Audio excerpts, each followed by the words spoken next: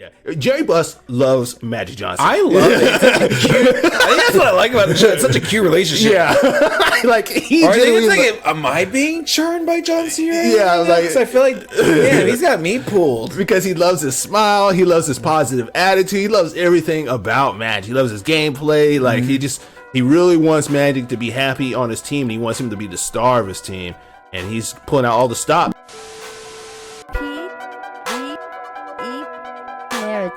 Don't forget, fool, to like and subscribe. All right. So, you ready to talk about some winning time? Man, we can talk about the Showtime Lakers. Yep, Lakers are back. I remember when this first came out, I thought it was gonna be like the Jordan documentary. I saw it. I was like, what is this? I was like, this was like some 70s style set show. I'm like, oh, cool. I was like, it's just basketball in the 70s.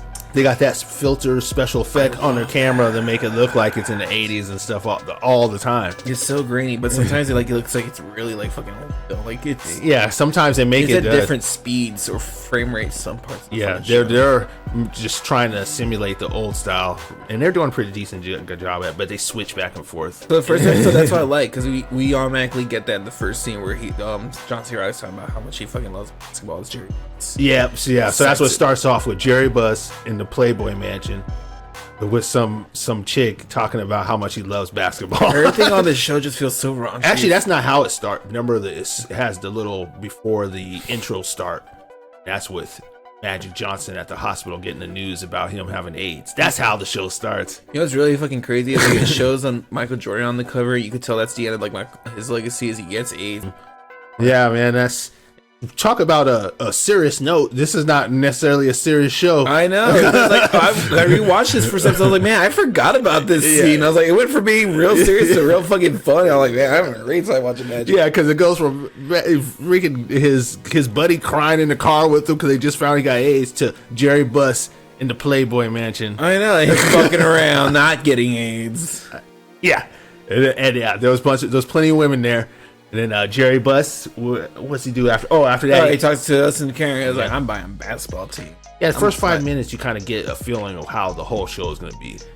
He's cursing, he's breaking the fourth wall, there's nudity, he's raunchy. He's like, fucking kind of like, he feels like a scumbag character. It's like, well, I don't know why I'm rooting for this guy, but he has his charm. I'm like, okay. He's got that go-getter attitude, like, I'm going to get it no matter what. You know what I'm saying? And then when he like starts breaking down the math of what's he putting down for the fucking buying the fucking team and then the properties he's fucking trading off. That's right, because it cuts to him meets up with Jack Cook.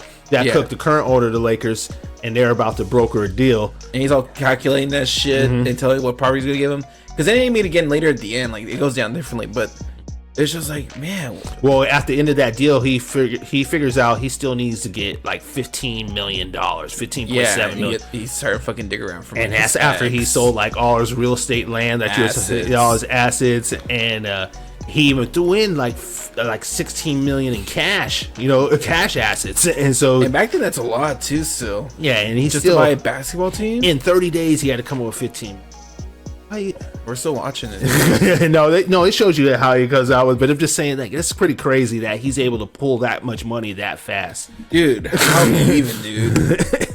So after the meeting and everything, then they cut to he goes back. Him and Jared Cook go back to their office. They get on the phone with the commissioner and they're about to do the coin flip. Oh yeah, that's also at the same time we also get Magic Johnson the first time where it shows him at the house and they're talking about like how he beat Larry Bird's fucking ass at the fucking NCAA. Yeah, he's at the. Oh, you get that transition because it shows Jerry Buss telling Jeannie Buss he's buying the team, and then they talk about like, oh, she's like, oh, I want to work for you, and it's like, how am I gonna do? I was like, I can give you advice. I was like, gave him advice on NCAA, but he already knew he was gonna draft Magic Johnson too. Yeah, I don't think she had anything. Not really, but it's like he was testing her because she wanted to work with him. Yeah, I also made like a race thing because he was just like, oh, Boston's already gonna draft Larry Bird. Well, because remember during the coin flip, they were talking about the players, and they were talking about fair-haired boy. He's like hard-working, fair hair, American boy. And then with Magic Johnson, how to describe him? You don't remember? No, I don't Physical specimen, freak athlete. All these weird titles. Yeah, like it's just all the titles. It was just highlighting how they still highlight people today like that. If it's a white guy, the way it works. If it's a black guy, they got certain adjectives they use to describe how good they are. Try not to be an asshole, but be an asshole at the same time. Yeah, and that's this shows you. I mean, this is in late 70s, early 80s. It's still happening. Yeah, But it's so- like it was still blatant back then. Yeah, it's just blatant in small circles and closed doors. That's all. So moving on after that, Magic Johnson already knows he's going to try to go to LA. That's where he wants to go. That's where he wants to go. Sister says he should go to Chicago. He doesn't want to do that. He wants to go to LA for the ladies. For the weather. Dude, he's already fucking thinking about all that shit. I'm just like, That's why his mom is like eyeballing him and stuff the whole time. And she's like, just be good and blah, blah, blah. And he's all talking to Cookie, talking about, you need to come with me and marry me. And Cookie's smart. He knows. But, he's gonna cheat. He's a dog. Yeah, she knows how he is. And so then after that, then it cuts to this is when we meet Jerry West for the first time on the golf course. Oh yeah, it tells us about his background, how he's lost like fucking 6 or 7 NBA finals. 6 in a row. 6 in a row against Celtics. Oh, He won in 72. and he's fucking pissed. He's angry that they're getting a new owner. He's angry that they're gonna draft Magic Johnson. And then when he retired, he was it just makes a fucking random chat that he used to be the logo, or no, they made him the logo after he retired. Yeah, they gave him the MVP when he lost the sixth final. Oh, I'd be pissed if I got that too. Why would I want fucking MVP when I lost? I never thought of Jerry West as angry about it. I never did, but now that I think about it, yeah, I would be too. That's a lot sitting in you. You going into the finals 6 times in a row, and he's the best player on the team. That means those other guys ain't pulling their. You know what I'm saying? He got MVP and they still lost. So that means those other guys, what were they doing? I'd have been so pissed if I was Jerry West. And he has this fucking like anguish against like fucking like Cook. He's like oh, either way, you're still fucking collecting money. It's like he still lives with like the fucking losses. He's so angry. Yeah, he's so angry. He's angry. Magic Johnson, he can't be a point guard because it's too long and it takes it longer to dribble. He was doing his own thing and talking about especially on the golf course, and he love how mad he yeah, he gets. turned into Bo Jackson. Who's this actor? I love his anger. He's cussing up a storm. Yeah, he breaks his golf club. He's cussing like at Jerry Buzz in front of Jerry, whoever that GM guy is. Who was the GM for the Lakers back then? Bill Sherman is the name of the GM. I don't know who Bill Sherman is. I never heard of that guy before, but he's the GM, and then Bill and Buzz, and yeah, he's just West ain't having it, and he's the head coach of the Lakers. Well, apparently, he just gets like this all. Yeah, that's what Bus was saying when he breaks the fourth wall again. He tells us like, everybody loves Jerry Buss unless you know him. All right, so after that scene, that's when we go into Norm Nixon at the salon. Oh, about hearing them. Well, it starts off with him getting a pedicure, and he's like claims he's never got a pedicure, and he's obviously getting a pedicure and all this stuff. And then yeah, the other workers in there, they start getting on him about Magic. The one funny thing they said was, if you lose your minutes, maybe Magic can pull your little ass out of a hat. Oh, point guards are usually small and they're just talking shit in there.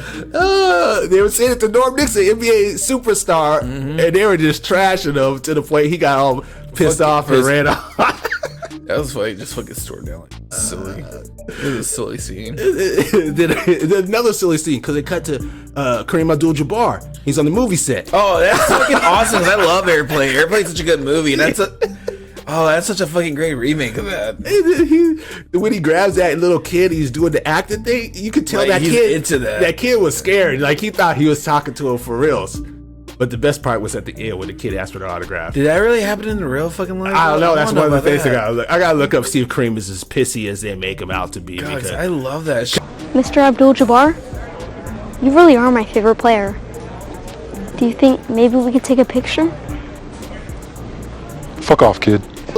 Kareem, your first impression of Kareem is like, this dude's pure asshole. You know what I'm saying? He's pure.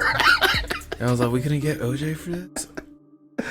And so after that, then it goes back to Magic, his dad, Cook, and Bus meeting for dinner at where are they meeting at? Is it at the fucking fat? Is it at the Staples place? I think because so. I think it's at the arena. It's just the forum. Yeah, the forum. Yeah, it's the forum. Is that there? They got this fucking fancy ass shit, and fucking And that- Magic's not really eating it. What was the food? It was Sand dabs. What's sand? Have you ever had I that? don't know what the fuck a sand dab is. I think just tell me it's fucking. It looked like just fucking flat out fried fish. It looked nasty With corn. with that gravy. I didn't like it. I kind of should be. Nah, I'm like He's Magic. 19. I want a cheeseburger. If I'm 19, I want a fucking cheeseburger. Oh yeah, and me, 19-year-old me, definitely wouldn't eat that. Yeah.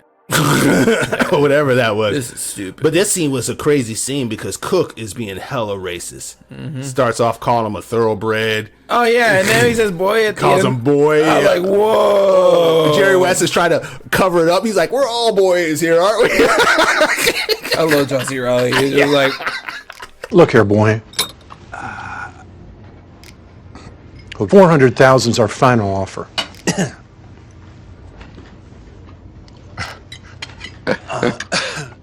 Mr. Cook, do what you want with your money. Hey, Pop, let's go see some movie stars. All right, boys. We're all boys here, right?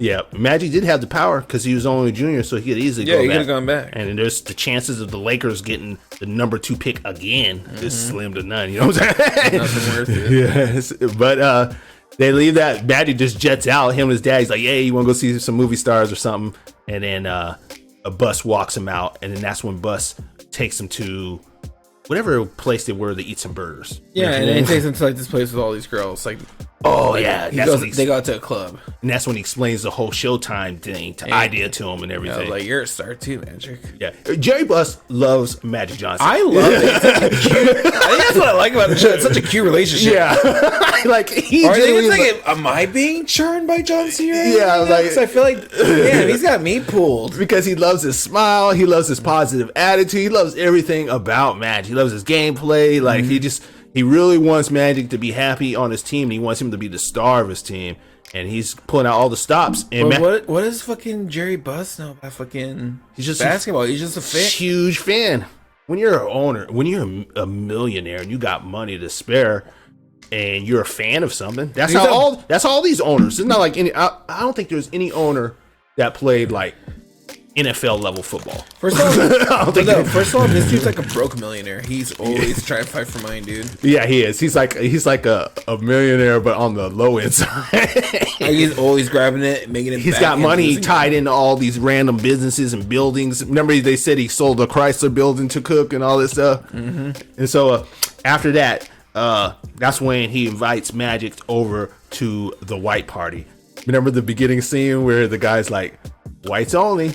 Mm-hmm. Magic's like, "What?" There's so much erasure. And then he's like, "Yeah, only whites." And then Magic's eyes get even bigger, like he's about to flip out. And then Magic's looking around, and then he sees everybody wearing white clothes. "No, And I was like, it's for white clothes." Yeah. Like, Magic goes out to flip out. gives him a free coat, goes in there.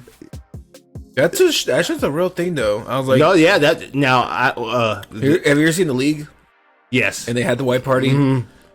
yeah, and his white party is racist as hell. There's the whole thing about that. They want to white everybody up, even the dark people.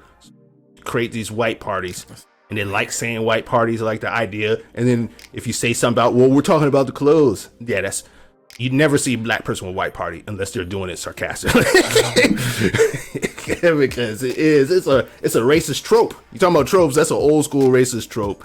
Everybody knew it, but the people who weren't racist that were going there were just going along, like Jerry Buss. Who was he talking? Oh, he's talking to the commissioner. It was the commissioner's house. Oh, he was talking to David Stern there. That wasn't David Stern. That was David Stern wasn't commissioner back then. No, that wasn't David Stern. That was That wasn't him. That was somebody else's house. That was the dude who used to own the Clippers.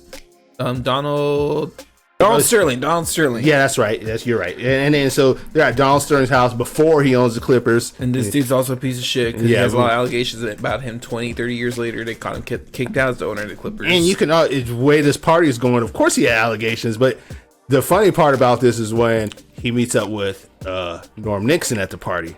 Mm-hmm. Norm Nixon looking like a straight up asshole with his dumb fur coat on and stuff. And they have this fucking dumbass basketball game where he embarrasses fucking Magic Johnson. Tell him to go back to college and stuff, and yeah, making him like limp off the court and everything. Kicking him out, pretty much. That was pretty messed up. But Norm Nixon, I guess he gotta do what he gotta do to secure his job. Oh yeah. They built it up to be like this whole like him versus him thing, which I like the first scene. And so Magic heads on out with his tail between his pants. Norm Nixon just schooled him, and then that's when he goes back to his apartment and has his talk with his dad, because he's like, I don't know about. I can imagine that's exactly how a 19-year-old would be. Just have one little bad incident and be like, forget it. Man, he's just all nervous about like going back to fucking Michigan, just being the tallest garbage man. Like, yeah, he doesn't want to do that either. And then his dad's mad because his dad didn't because Magic didn't take the $400,000 deal. Well, yeah, so he's just pissed. There's like 2 scenes where he tells me he's pissed off about that. Yeah, so but you can still see, even though they're mad, his dad is still loving him and he's still helping him out. He's still hearing him out, and he's still backing him up. So that's what's pretty cool. And so after that, that's when Bus and Frank are scrambling to get the last $2 million for the loan. Wait, and then he calls his wife. His wife's getting him all kinds of shit. Let me get some of those. Go for it. And then I like how she said, have you asked your horrible friends? You don't think this is my first call? I called everybody. It's just like we just go through all this stuff where it's just like this dude's just scrambling for money. I don't know how we're rooting for him the whole episode. Yeah, but she gives to make money because he's so positive. He's such a good talker. He talked to his wife who hates him into giving him a loan for $2 million. Dude's such a scumbag, but we're rooting for him. I like it. He's got good intention. You know, saying, and then when you compare him to Cook, when you compare him to some of these other owners, Jerry Buss is starting to look like a great guy. And this one, so at the end, like it shows him going to like the last meeting, starts talking about swans. Swans are so like The most graceful bird on earth. But underneath the water, they're paddling up a fucking storm. like you're gonna watch me kick like hell. Mm-hmm. And so he has to talk with Cook. Oh, because he got the inside scoop from Claire, Cook's assistant. Yeah, because she doesn't want to work for him. Yep. And so, of course, Cook tried to pull a little quick one, saying, no, I want all the money now. I don't want none of these assets. I want the full money up front. And then that's when he pulled the fucking whole thing where it's saying you have to settle on half and half, because like, what do you want? You want like a dying fucking league with a dying team? Mm-hmm. Oh, he's getting a divorce. His wife's gonna get half the money. He ain't gonna be able to sell the team. Yeah, he in time. kids like I'll play chicken with this. Yeah, that's right. He's like, you think we're playing poker, but I think we're playing chicken or something. And I was like, that's a really good scene. I was like, damn, this is really good. I was like, this happened? Yeah, he handled Cook pretty well, and Cook even backed up. Oh, this is what I was gonna do the whole time.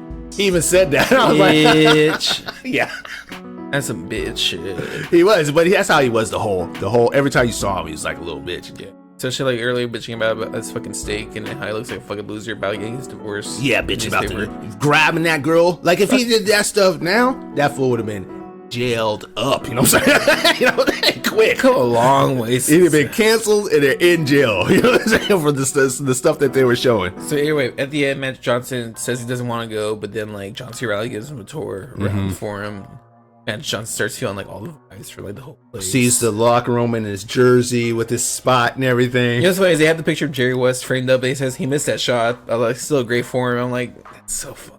That would be something that they would do too, because it's like perfect form, but bad shot. No one knows. It looks like it's a good shot. So yeah, he goes out there, he gets awe-inspired, and it just ends up him being drafted. Like, yeah, play for the Lakers. When he got drafted, it was like when he was at the press conference, and Magic puts his hand around Jerry West. Did you notice Jerry West's face? Yeah, he got pissed. I was like, dude, I love this shit. There's so much fucking energy.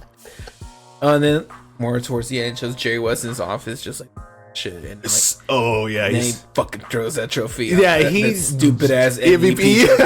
I love it because I feel like this is a thing a lot. Like it's like there's 3 different episodes where he just breaks that thing. I'm like, I love this trophy. It's so stupid. It's like a reminder of like all his losses. I think that's how he looks at it. Because like they show the flashback of him when the guy he's breaking it walking. Yeah. Like, he's just banging it up. I like how they cut in and out between the actor and real footage. They showed real footage. Yeah. They showed that footage of Jerry West at the end of the game pushing people, just getting out of the way. Did you notice that? And I was like, oh, maybe Jerry West really was pissed. You know what I'm saying? Yeah, I bet. I was like, I was thinking they're just making it like that for the show. But then when they show that real footage and stuff, and you do see him pissed off, you're like, oh, Yeah, of course he was pissed off because he just lost again for the 6th time. I just can't imagine that shit. And so after Jerry busts his plan and gets Magic to sign, and Wes is, of course, is in the office pissed off. That's when it ends with Bus in the arena talking about how he owns the team. Yeah, I was like, man, we just rooted for the biggest scumbag. And it just ends on a bang. Right? He's like, ah. But just the way it ends, it felt like, man, I can't wait for the next episode. Energy in it. Yeah. I'm like, man, what's gonna happen next? So I know the Lakers happen and becomes a thing. I was like, well, how the f-?